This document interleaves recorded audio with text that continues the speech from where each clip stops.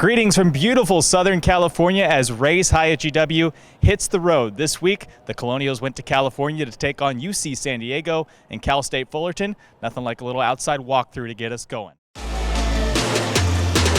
Coming up on today's program, we sit down with head men's basketball coach Jamie and Christian, introduce you to transfer guard Joe Bamisil, and also assistant coach Eric Atkins. Plus, our own Julian Coltre sits down with Essence Brown of the women's basketball team. All that and more coming up on Rays High at GW.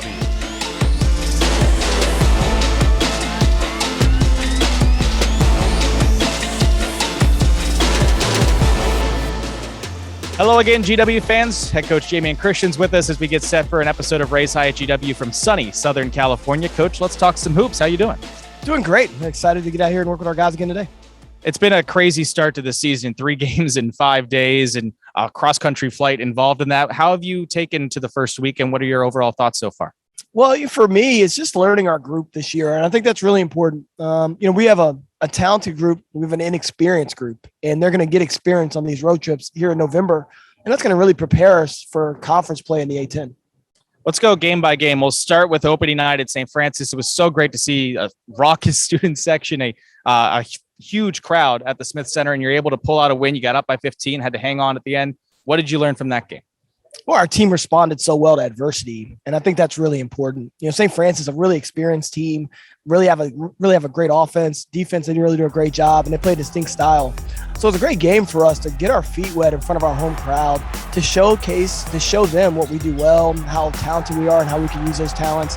Georgia's Army was on fire. Our student section was amazing. Our crowd was great.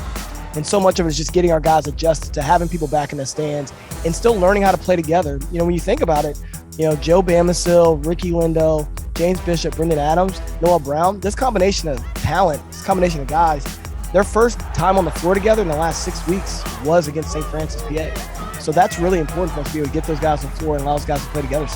And you mentioned in the post-game press conference the fact that they never wavered in those late-game huddles and they were able to execute down the stretch to win the game, especially Ricky Lindo coming up with pretty much everything in the final 10 seconds.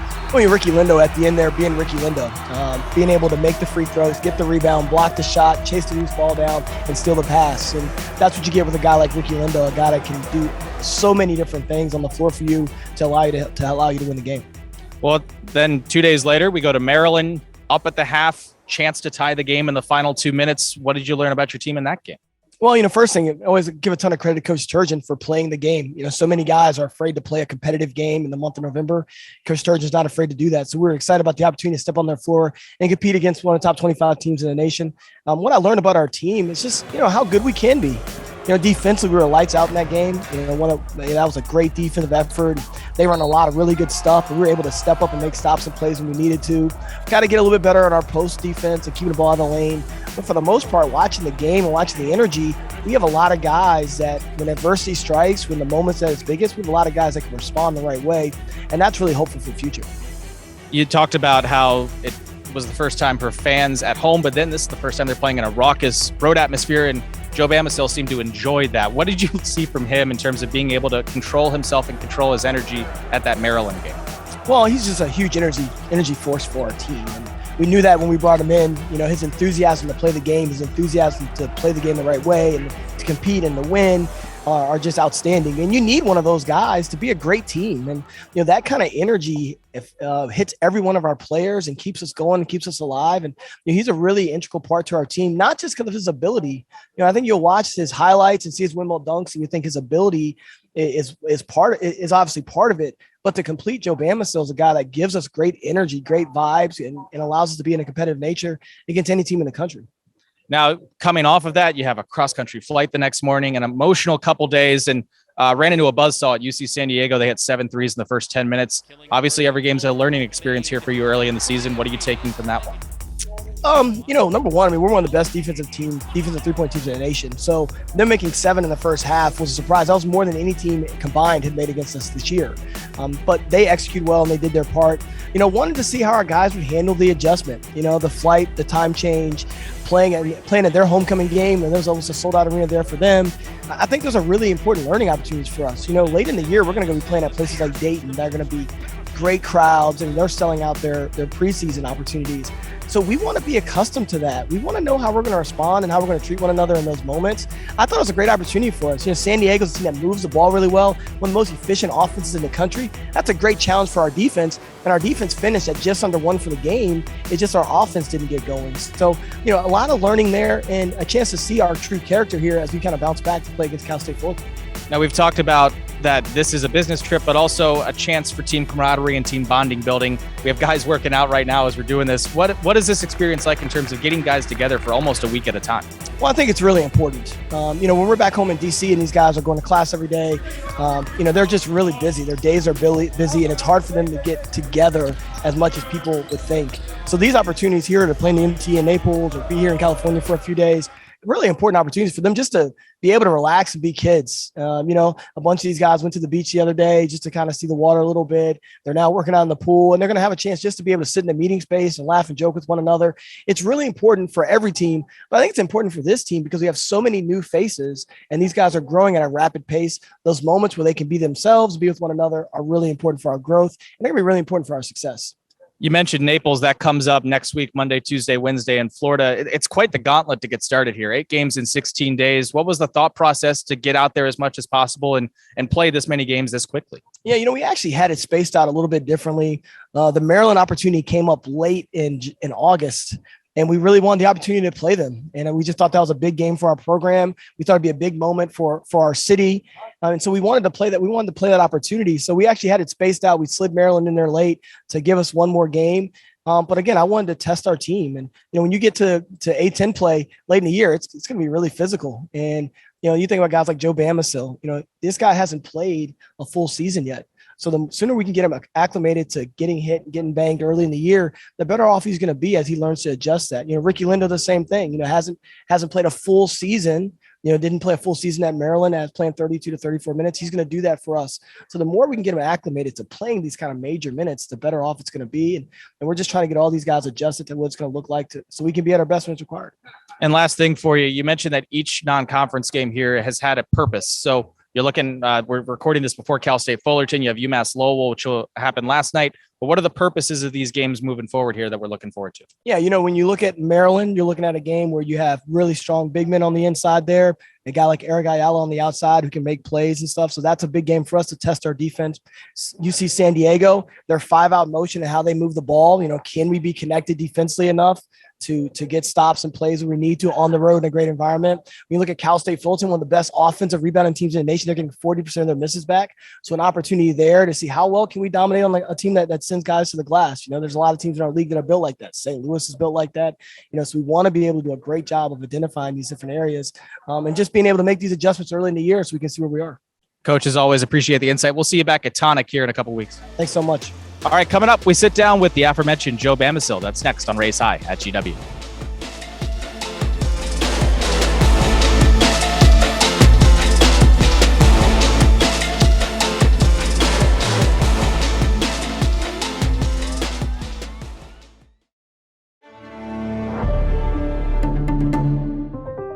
The Afghanistan Papers are a collection of documents confidentially asking people what went wrong during the war.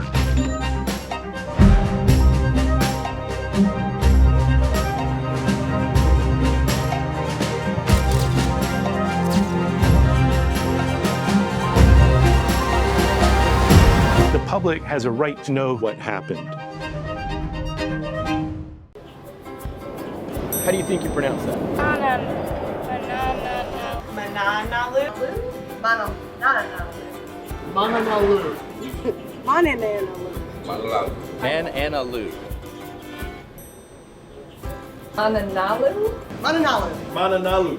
Mananalu. Mananalu. Mananalu.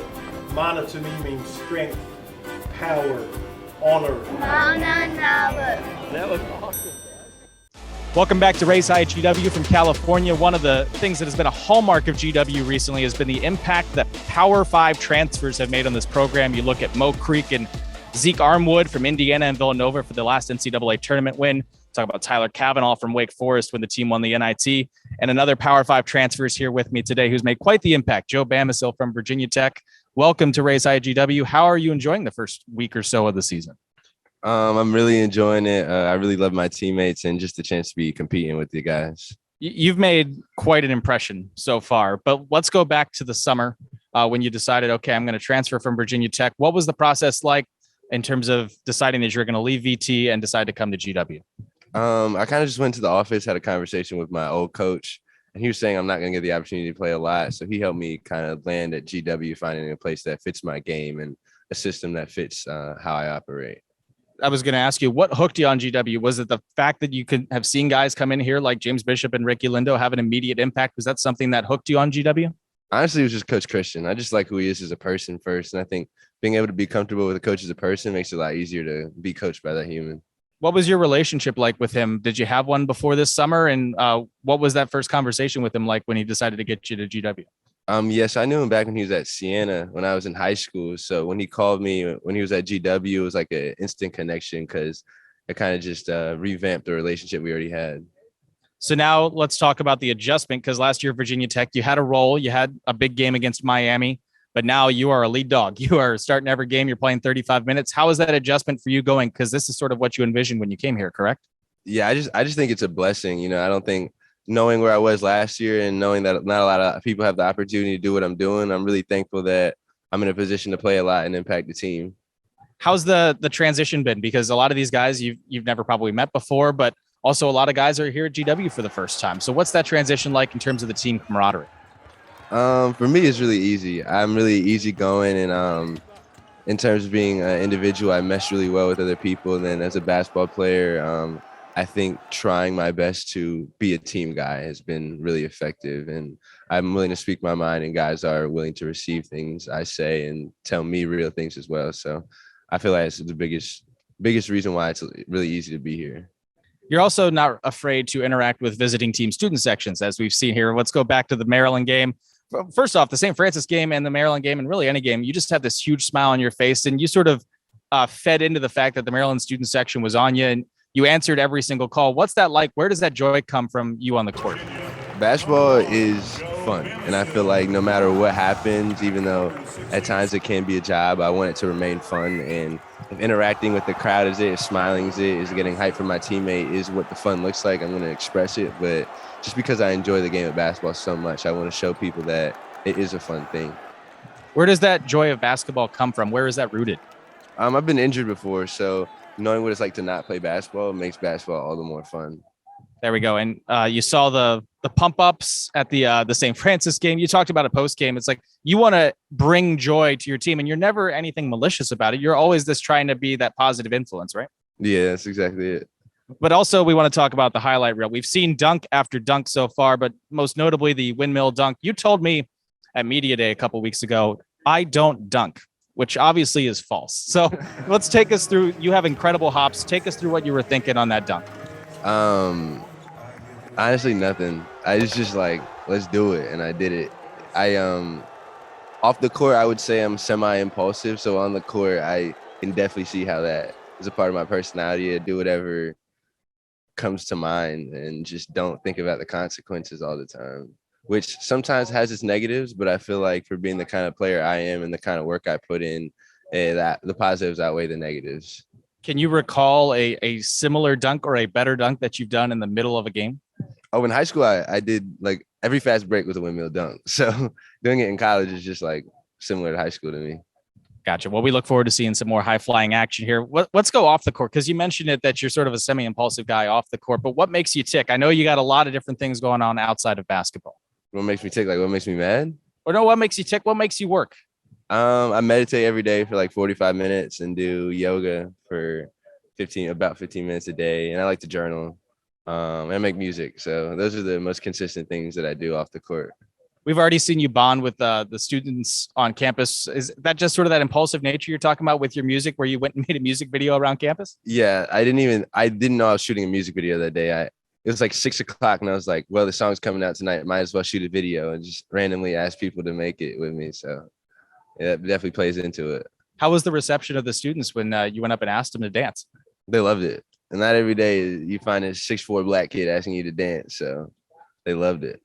Well, Joe, we love having you so far, and be on the lookout for more Joe Bamisil around campus and some high flying dunks. Appreciate you joining us. Thank you for having me. Up next on Race High at GW, we're joined by Eric Atkins, the assistant coach here with the men's basketball program. That's next here on Race High at GW.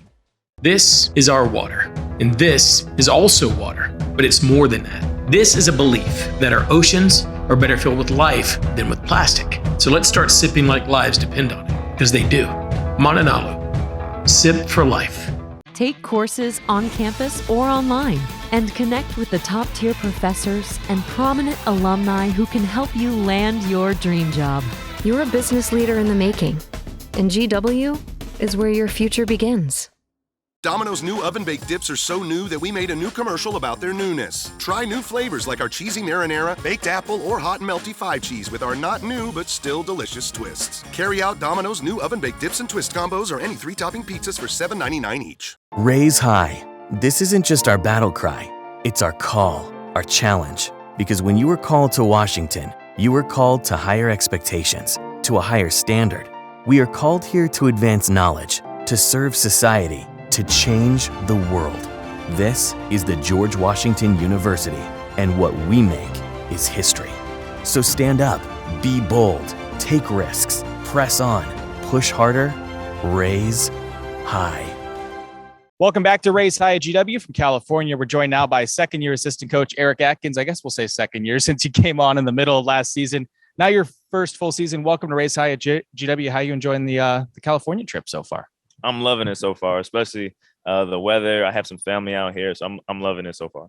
All right, let's talk about your role here with GW. You came in middle of the season, so kind of tough to spin things around, especially with everything that happened last year. But now you've been charged with making this offense work and instructing the offense. So take us through your role and how you've sort of gone through that here in your first full season. Yeah, I think it's still right now a work in progress, but I'm loving our group and the potential that we have to really make this offense explosive with the new group of transfers that we've added and some of the guys returning. We have a really good group and it's going to be special as time goes on. Take us through the process when you talked with Coach Christian when he's like, hey, I want you to be in charge of our offense. What was that conversation like, or what are some key things that you're looking at to implement this year? Yeah, the things that we spoke about was my past experience being at Notre Dame and being a part of some special offenses and trying to incorporate some of those things that we did there and incorporate into the things that we do well here. So, it's a mix of a little bit of everything, but it's coming together. All right, we're bringing back a Race High GW staple here. It's rapid fire time. We're going to go through the backcourt here as a noted guard yourself and get your thoughts on some of these guys that are playing in the backcourt. First thought when you hear the name, and we'll go through the group. We'll start with James Bishop. Hardest worker I've ever seen. Really? So why is that? What do you see in that aspect? The way that he goes about his work ethic and how daily he works on his game, it's really special to see, and it's gonna turn around really quickly for him. How about Amir Harris? Tenacious defender. We've seen that from time and time again. Do you trust him on pretty much anybody he's guarding? Anybody. He's one of the better defenders I've ever been around. The way he can move his feet, his anticipation is really amazing to watch. How about Brendan Adams? Super reliable, man. He's somebody that you can always depend on to be in the right spot, to knock down key shots. He's just a really reliable guy. We just heard from him on the show, but how about Joe Bamisil? Explosive, man. He's a special athlete. He's a special player for us, and it's going to be a lot more special things to come from this year. Special things to come. Also, how about Brayon Freeman? Last one for you.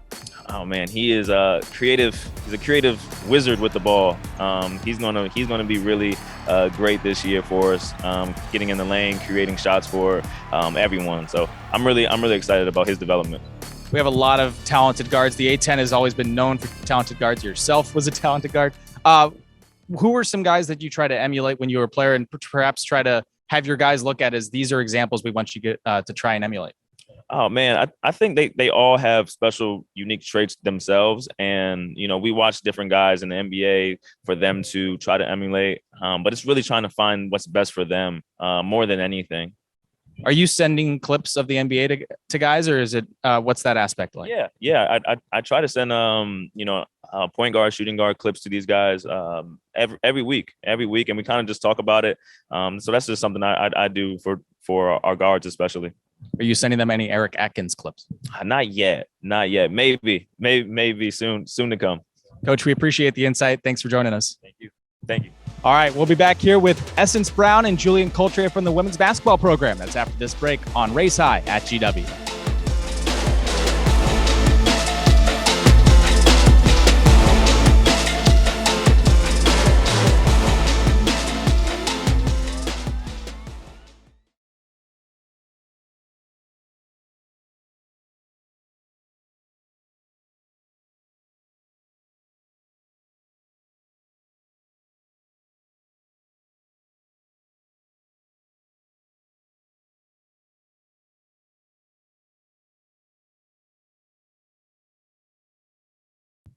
We're back here on Race High at GW, checking in on what is perhaps GW Athletics' all-time most storied program. Under new leadership in Caroline McCombs this season, the GW women's basketball team does have a few familiar faces back, including junior Essence Brown, who recently sat down with our own Julian Coltre to hear about her transition to a new staff of coaches and more on the 2021-22 season. Thank you, Kevin. I'm here with junior GW women's basketball player Essence Brown. Essence, how are you doing today? I'm great. I'm happy to be here. Yeah, I'm excited that you're here. I'm excited to get a chance to talk to you. It's now your third year here with the program. How have you kind of seen yourself evolve over the last couple of years as a player and also as a person here at GW? Yeah, I think that I've grown a lot as a player. I came in, I was pretty scrawny. I'd say that my IQ wasn't the best basketball-wise.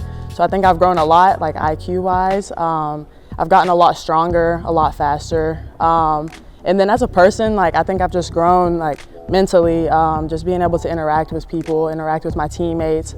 I think the biggest growth that I've made here is like my spiritual growth, which has helped me both as a player and as a person since I've been here. Talk a little bit about, as you've gotten older and you've become an upperclassman, becoming a little bit more of a leader as opposed to what you might have been when you first got here as a wide-eyed freshman. Yeah, so I came in a little underdog. I think that I've grown a lot as a leader. I try to lead by example, so just coming in every day, trying to work as hard as I can so that I can set that example and earn the respect of my teammates so that we can hold each other accountable. And I think that's like been my biggest thing. Was there a player or a couple of players when you first got here as a freshman who you kind of maybe modeled your leadership approach after when it came to how they introduced you to the program and introduced you about how to play as a D1 athlete? Yeah, I wouldn't necessarily say like as soon as I got here, but last year our point guard, Jasmine Whitney, I think that I really tried to model my leadership after her. She was just like the best team player. She always was the hardest worker, the loudest person in the gym. She was able to hold anybody accountable and everybody respected her. And she was also able to be held accountable by her teammates. She was just a great team player and she always was the hardest worker. And so I've really tried to model my game after her. Yeah, absolutely. Let's talk a little bit about this year because obviously this summer, new head coach Caroline McCombs brings her staff over from Stony Brook, but you're one of the 6 returning players who are now a part of this. What was the transition like to get used to Coach McCombs and the style of play that she brings? Yeah, I think the transition was definitely different. In high school, I kind of went through something similar. My sophomore year, I got a new coaching staff. So it was something I was familiar with, but it was definitely something new. It was tough. We lost a lot of people, but I think our first conversation with Coach McCombs and just hearing the language that she uses and the things that she values like already drew me to her. And then as we worked with her in small groups, we just became more comfortable with her. And of course, hearing that defense was what she was about was exciting for me. I think that's a great transition point because I know you take pride in your defense. I see it every single time you're out there on the floor. And Coach McCombs has tasked you with defending some of the best players that you guys have faced in these handful of games as the season has started. Why is defense something you're so passionate about, and how do you bring that passion to the court? Yeah, I think defense is something that I take pride in. I think defense is an effort thing. You have to want to play defense. You have to want to get that stop. And I don't know, it just gives you this feeling when you get that stop, like in your teammates, and you get hype and you get on that run. It's exciting, and it's a team effort. And so like I take pride in the fact that Coach McCombs and my teammates trust me to guard the other team's best players. Was it a little bit challenging or different as far as a defensive standpoint is concerned, going from a style of play that you might have played defensively in the past to what Coach McCombs wants? Yeah, definitely. I think in the past on most of my teams I've always played denial defense, and Coach McCombs is big on being in the gaps and being the help for your teammates. And so that's definitely been a challenge, trying to take a step back and not denying people. But I think it's been fun. It's been a cool transition. What's it like playing with so many new players, a lot of transfers coming in this year, and players who maybe bring something different to the floor? Yeah, I think it's been great. I think we're slowly building our chemistry, and just to see how far we've already come in the amount of time that we've been together is exciting, and to see how much further we can go is just exciting to think about. I think we bring a lot of people from different places, different stories, and so to learn each other on the basketball court, but also just to learn each other off has been great. Last but not least, I know Coach McCombs isn't a big goals person, but a lot of things can be said about growth in a season. What's something you would like to see from a growth standpoint going into this year? Yeah, I think, like I said, I just feel like we have so much that we can accomplish as a team. So just seeing us come together fully and to get as far as we can go and have a healthy season, everybody being able to play the entire season. Essence, it's been an absolute pleasure. I'm glad you had the chance to join me today. Kevin, back over to you. Thanks, Julian. We're looking forward to seeing the women's team at home on Monday at the Smith Center as they take on Quinnipiac at 5. One final segment here on Raise High at GW as we send it back to head coach Jamie and Christian in our latest installment of A Walk on the Mall. He took a stroll with Dean Paul WAHLBECK of GW's oldest school, Columbian College. Let's take a look.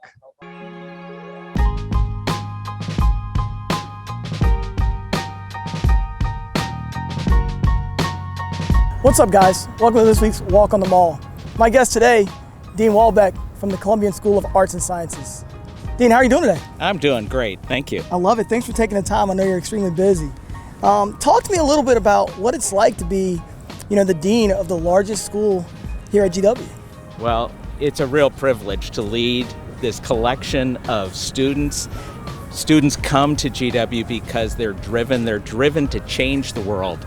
And our location in the nation's capital is a prime location for students who are innovative, who are creative, and who are brilliant, frankly. And we have a community of alumni who love the university, who are committed to the university, who have gone out and had an impact on the world around us as entrepreneurs, as scientists, as leaders of cultural institutions. I love it. I love it. That'll do it for Raise High at GW on the road. We've got some In-N-Out Burger to eat and some pools to jump into. We'll be back at Tonic, the official pre- and post-game home of GW basketball fans, for our next edition of Raise High at GW. For everybody here in California and for GW Athletics, I'm Kevin Burke. We'll see you next time on Raise High at GW.